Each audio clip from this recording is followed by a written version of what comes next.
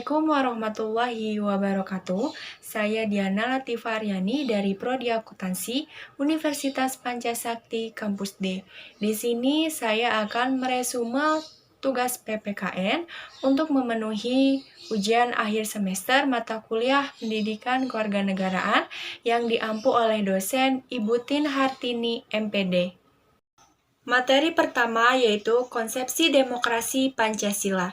Makna demokrasi Pancasila adalah demokrasi yang berdasarkan kekeluargaan dan gotong royong yang ditujukan kepada kesejahteraan rakyat yang mengandung unsur-unsur berkesadaran religius berdasarkan kebenaran, kecintaan dan budi pekerti luhur, berkepribadian Indonesia, dan berkesinambungan. Pada dasarnya, Indonesia sudah memiliki konsep demokrasi yang ideal, namun dalam pelaksanaannya, hak sosial dan hak ekonomi belum sepenuhnya dapat dinikmati oleh seluruh rakyat.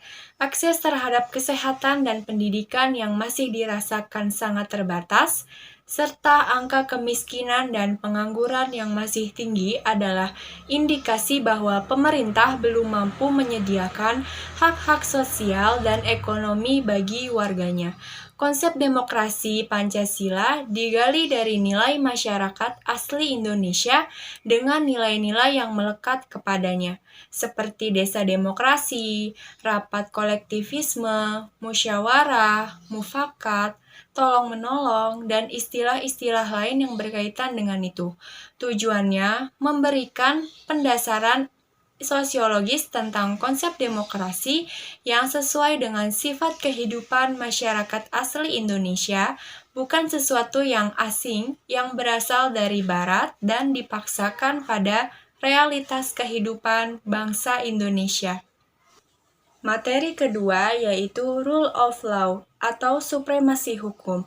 Rule of Law merupakan suatu doktrin hukum yang muncul pada abad ke-19 bersamaan dengan kelahiran negara konstitusi dan demokrasi. Kehadiran Rule of Law boleh disebut sebagai reaksi dan koreksi terhadap negara absolut atau kekuasaan yang berada di penguasa, yang telah berkembang sebelumnya, dan Rule of Law terkait erat dengan keadilan, sehingga Rule of Law harus menjamin keadilan yang dirasakan oleh masyarakat. Materi ketiga, pendidikan demokrasi. Pendidikan demokrasi diartikan sebagai upaya sistematis yang dilakukan negara dan masyarakat untuk memfasilitasi warga negaranya agar memahami, menghayati, mengamalkan, dan mengembangkan konsep, prinsip dan nilai demokrasi sesuai dengan status dan perannya dalam masyarakat. Demokrasi dan pendidikan merupakan dua istilah yang saling berkaitan satu sama lain, karena nilai demokrasi untuk difahami dan dimiliki masyarakat harus melalui pendidikan. Begitu juga sebaliknya, agar pendidikan dapat menghasilkan lulusan yang memiliki kemandirian, daya kritis, dinamis, serta watak demokratis, maka pendidikan harus dilaksanakan dengan demokrasi. Materi keempat, masyarakat madani. Masyarakat madani merupakan sebuah sistem sosial yang tumbuh berdasarkan prinsip moral yang menjamin keseimbangan antara kebebasan individu dengan kestabilan masyarakat. Ciri utama masyarakat madani adalah kemajemukan, budaya, hubungan timbal balik, dan sikap saling memahami dan menghargai. Selain itu, masyarakat madani juga bisa diartikan sebagai proses penciptaan peradaban yang mengacu pada nilai-nilai kebijakan bersama. Materi kelima, rasionalisasi geopolitik.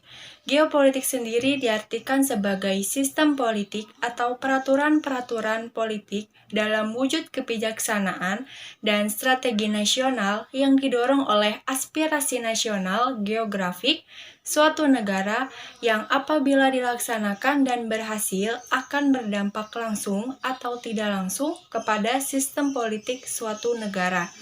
Rasionalisasi geopolitik memiliki arti yang sangat dalam bagi bangsa Indonesia, yaitu untuk dapat mempertahankan negara dan berperan penting dalam pembinaan kerjasama dan penyelesaian konflik antar negara yang mungkin muncul dalam proses pencapaian tujuan. Materi keenam adalah wawasan Nusantara dan otonomi daerah. Wawasan Nusantara adalah cara pandang bangsa Indonesia terhadap rakyat, bangsa, dan wilayah negara Kesatuan Republik Indonesia yang meliputi darat, laut, dan air, yang di atasnya terdapat kesatuan politik, ekonomi, sosial, budaya, dan pertahanan keamanan. Wawasan berarti cara pandang, cara melihat. Isi Wasantra adalah aspirasi bangsa yang berkembang di masyarakat dan cita-cita serta tujuan nasional yang terdapat pada pembukaan Undang-Undang Dasar 1945. Sedangkan otonomi daerah adalah kewenangan untuk mengatur sendiri kepentingan masyarakat guna mengurus daerahnya sendiri. Pelaksanaan otonomi daerah merupakan titik fokus yang paling penting dalam rangka memperbaiki kesejahteraan rakyat.